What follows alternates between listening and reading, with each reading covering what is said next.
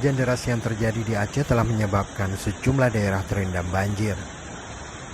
Menurut data Badan Penanggulangan Bencana Aceh (BPBA), banjir merendam sejumlah desa di Kabupaten Pidi Jaya, dan Biren. Di Kabupaten Pidi, setidaknya belasan desa di 12 kecamatan terendam banjir sejak Sabtu pagi. 40 kepala keluarga di Desa Daya Tutung, Kecamatan Pidi dilaporkan mengungsi. Banjir juga menggenangi Badan Jalan Nasional Lintas Aceh Sumatera Utara, tepatnya di Kecamatan Padang Tiji. Banjir juga menggenangi lahan sawah warga di Kecamatan Mila. Di Kabupaten Pidi Jaya, banjir merendam 7 kecamatan. Sejumlah sungai di wilayah itu meluap hingga menggenangi permukiman penduduk dan jalan raya. Banjir akibat hujan deras ini juga terjadi di Kecamatan Samalanga dan Junip, Kabupaten Biren.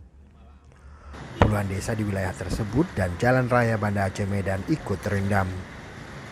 Selain itu, tanah longsor juga terjadi di Kabupaten Aceh Tengah. Material longsor menutupi badan jalan nasional di kilometer 50 Jalan Lintas Takengon Blangkejren di Kecamatan Linge.